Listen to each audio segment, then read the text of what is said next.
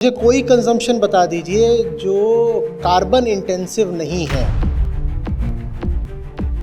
Climate crisis कोई छोटी मोटी चीज़ नहीं है, ये मास ऑब्लिटरेशन है।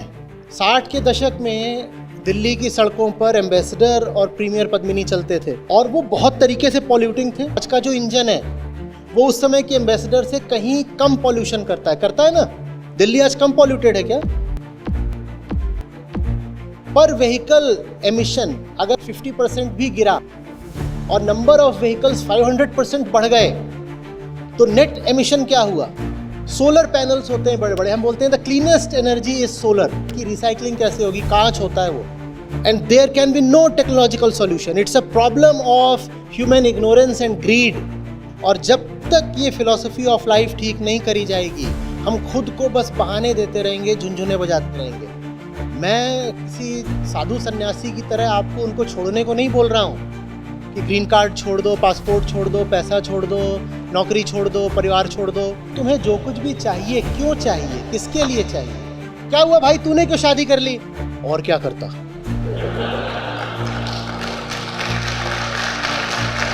तुम जिंदगी के बड़े से बड़े काम करते हो छोटे से छोटे कारणों से।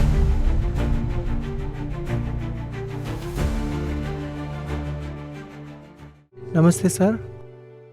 भारत दुनिया की तीसरी सबसे बड़ी इकोनॉमी होने जा रहा है और इसके लिए बहुत सारा डेवलपमेंट हम लोग कर रहे हैं। इसके साथ साथ दो और चीज़ें हैं जो भारत में आगे बढ़ रही है। वो एक है नेचर डिस्ट्रक्शन और दूसरा मेंटल हेल्थ डिग्रेडेशन।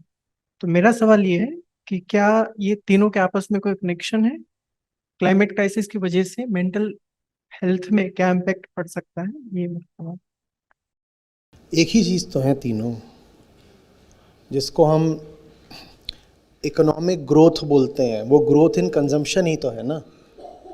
आप जब कह रहे हैं कि पीपीपी बेसिस पर हम दुनिया की तीसरी चौथी बड़ी इकोनॉमी हो रहे हैं, हालांकि पर कैपिटा लेंगे तो 100 से नीचे नंबर लगता है हमारा अभी भी।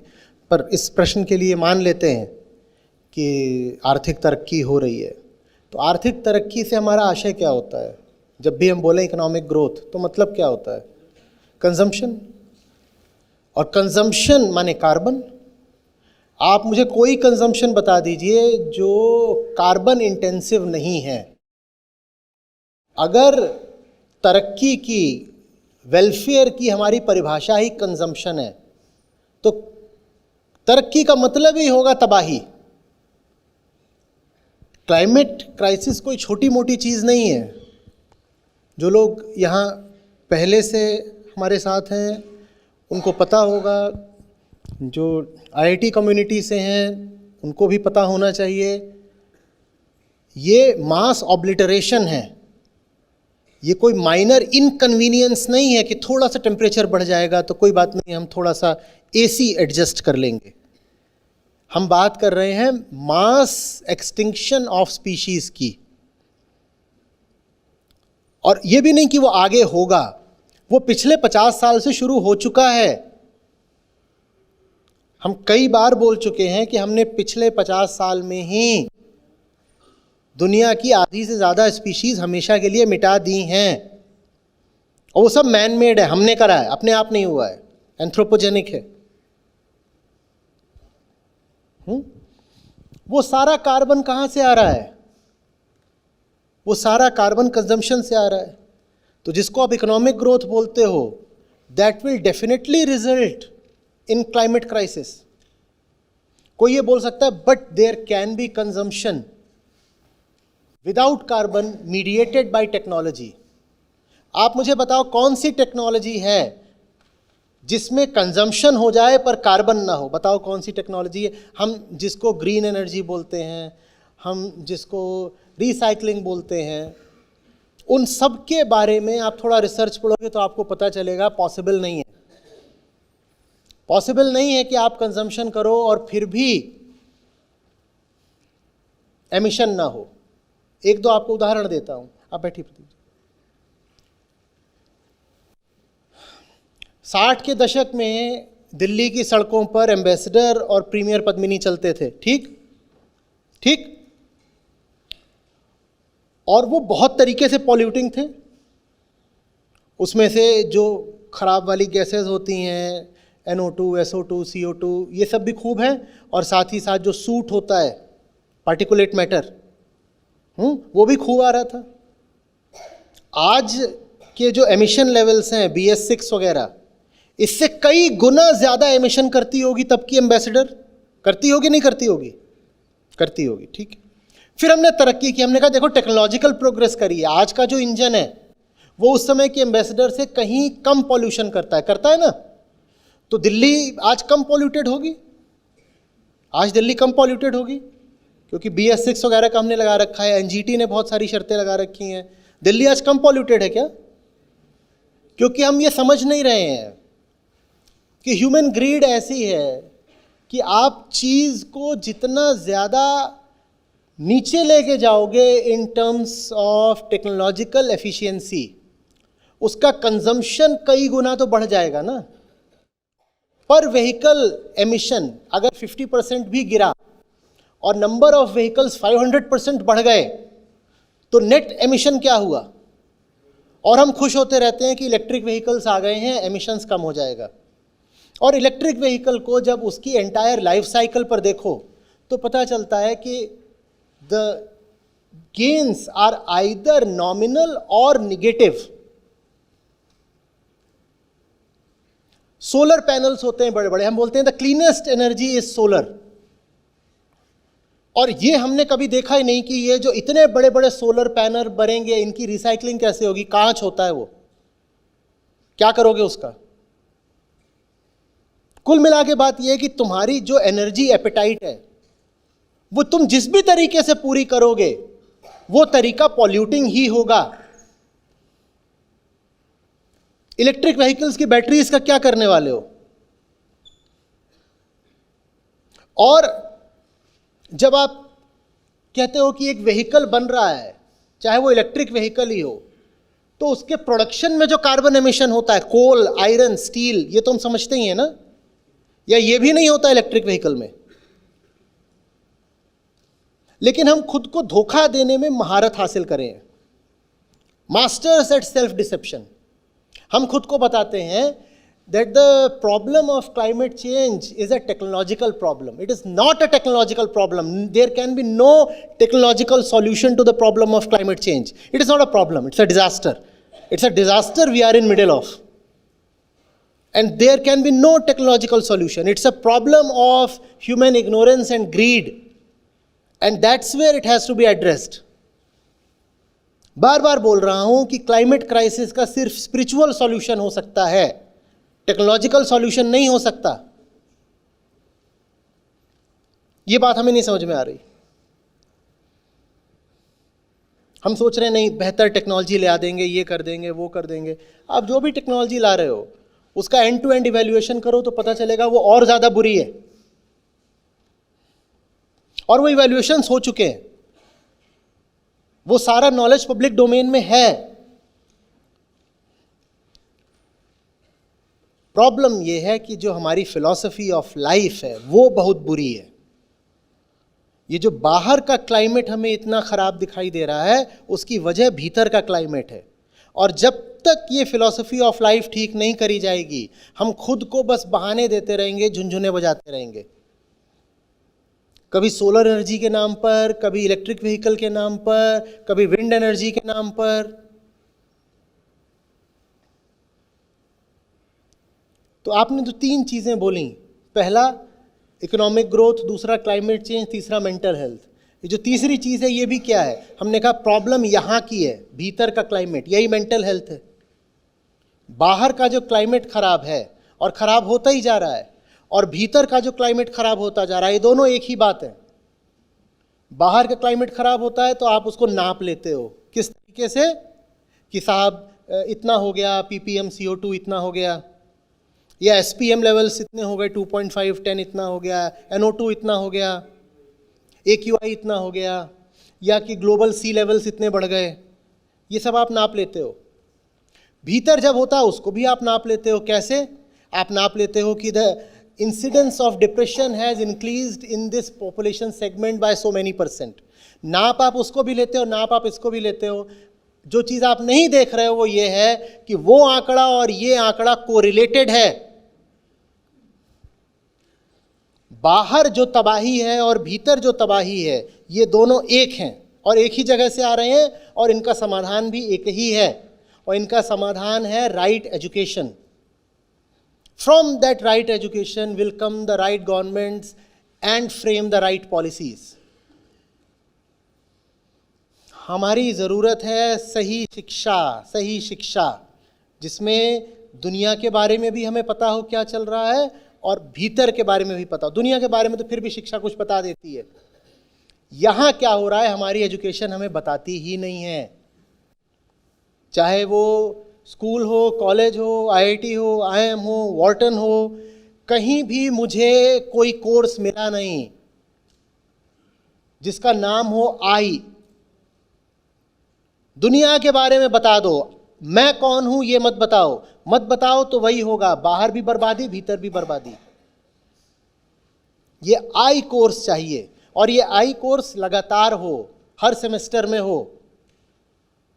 ये एक कॉन्टिन्यूटी है, ये एक स्ट्रीम है जो बहती ही रहे, और सिर्फ कॉलेज में नहीं, ये स्कूल से शुरू होना चाहिए।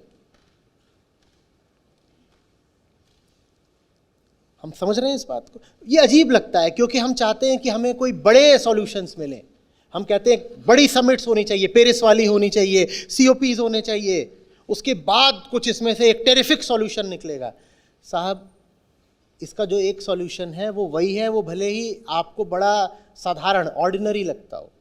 इसका सॉल्यूशन सिर्फ राइट एजुकेशन है। This problem is arising from the mind of man and that's where it has to be addressed. ये टेक्नोलॉजिकल प्रॉब्लम्स नहीं हैं।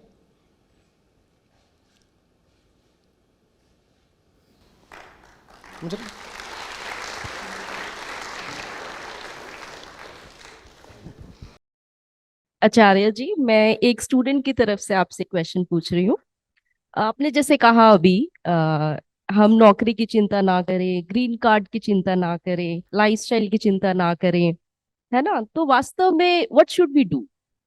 Because these all things are the part of the life. तो करे क्या, कैसे इनसे भागे? Thank you. बड़ी चिंता करें about the centre of life, about life itself. आपने बिल्कुल ठीक कहा, ये पॉसिबल पार्ट्स ऑफ लाइफ हैं, पॉसिबल पार्ट्स ऑफ लाइफ हैं। मैं पार्ट ऑफ लाइफ की चिंता करूं या जो उसका सेंटर ही है उसकी? बिल्कुल आप चिंता कर लीजिए कि आपके पास पैसा है कि नहीं, उदाहरण के लिए। पर यह तो बताइए आपके पास उस पैसे के लिए काम क्या है? वो सेंटर ऑफ लाइफ है ना, कि मैं किसके लिए जी रहा हूं।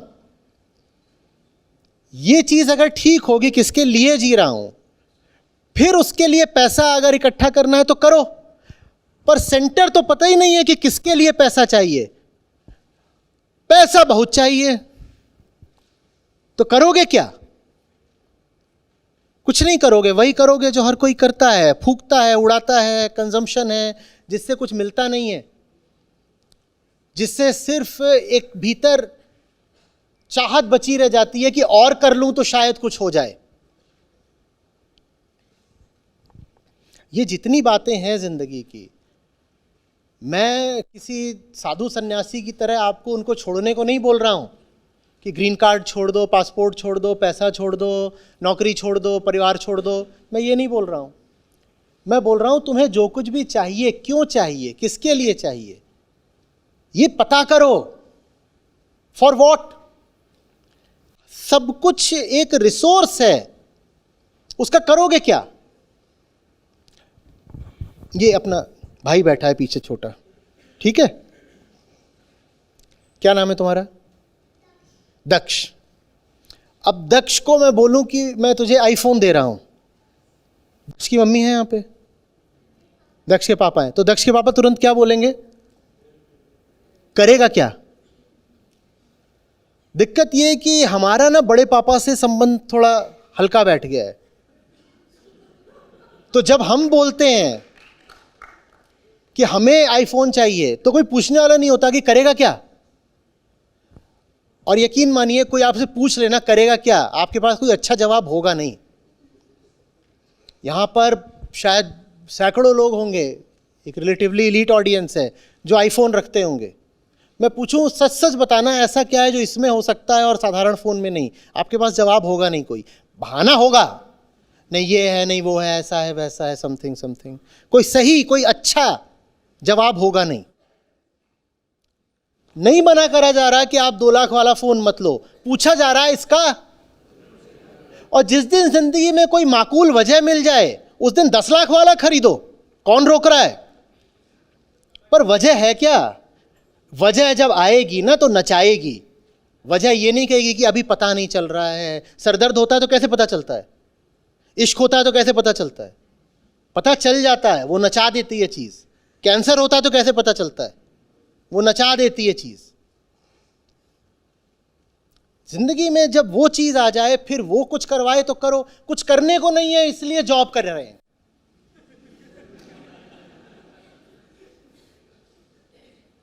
क्या हुआ भाई, तूने क्यों शादी कर ली? और क्या करता?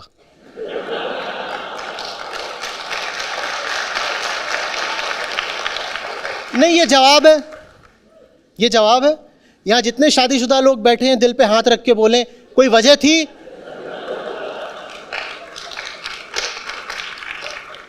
मुझे शादी ब्याह से कोई समस्या नहीं है, खूब करो, 3 करो, 5 करो।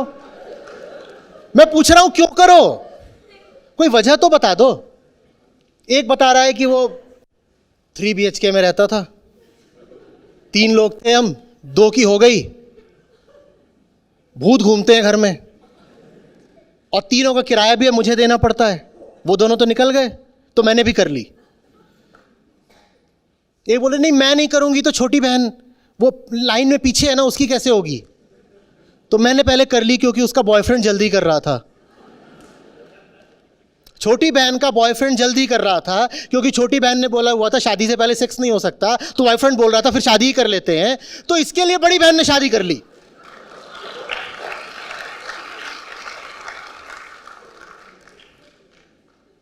ये है, ऐसा ही है और कुछ नहीं होता। हमारे पास कोई हायर रीजंस नहीं होते जिंदगी के बड़े निर्णयों के भी। और इसलिए मैं ये जो ऑर्डिनरी लाइफ होती है इसको बहुत कंटेम्प्ट की दृष्टि से देखता हूं। तुम जिंदगी के बड़े से बड़े काम करते हो छोटे से छोटे कारणों से।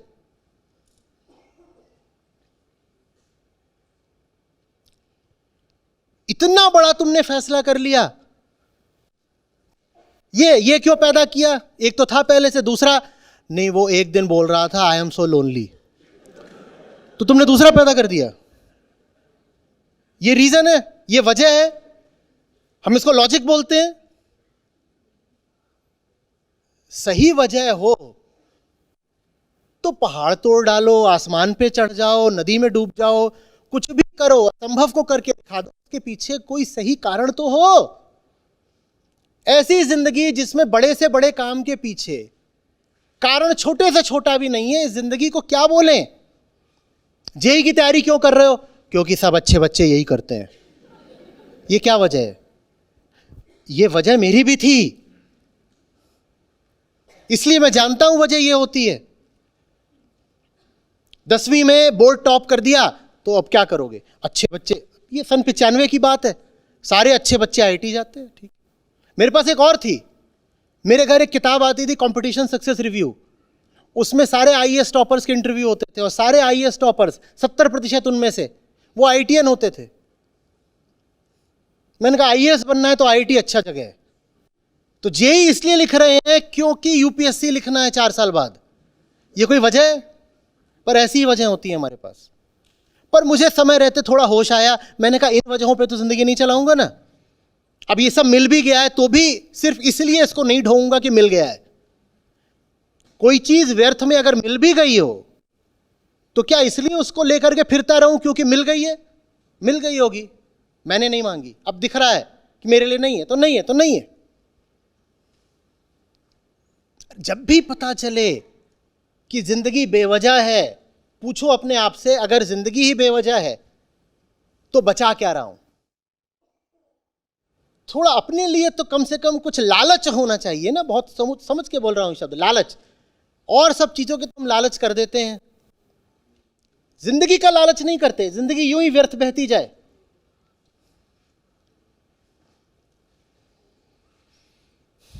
हम पारंपरिक अध्यात्म की बात नहीं कर रहे हैं कि नियम है कि ये त्याग दो, वो त्याग दो, ये कर दो, बिल्कुल एकदम एक कपड़े में घूमो और ज़मीन पर बैठ के खाओ और भूसे पे सो जाओ।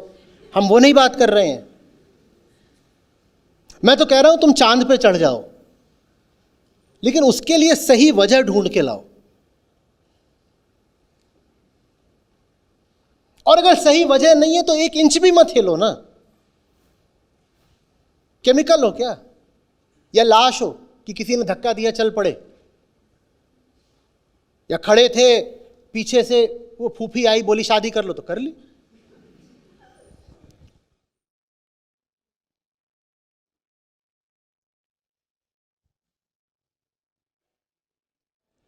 क्यों, कौन, ये सब सवाल बहुत जरूरी होने चाहिए, बहुत बहुत जरूरी होने चाहिए।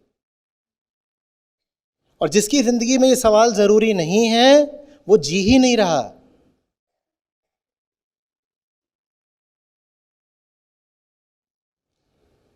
ये सवाल कुछ ऐसा नहीं कि जो बेचारे अंडर प्रिविलेज्ड हैं उनको ही पूछने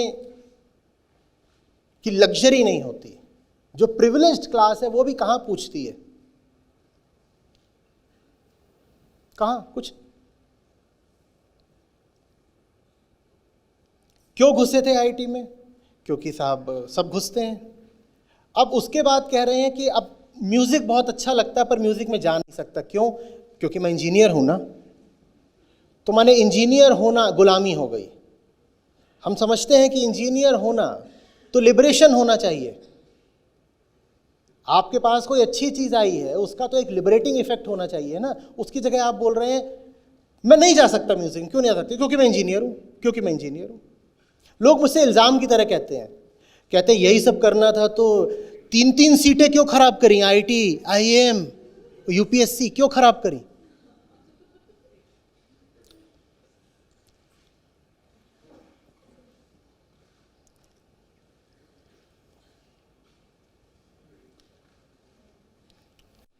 कॉन्शियसनेस इज चॉइस। जिसके पास चॉइस नहीं है वो जिंदा नहीं है, वो अनकॉन्शियस है, वो डेड है। आप जो छोटे बड़े कोई भी निर्णय लेते हैं क्या वो सचमुच आपकी चॉइस से आ रहे हैं या फिजिकल और सोशल और रिलीजियस कंपल्शन से आ रहे हैं?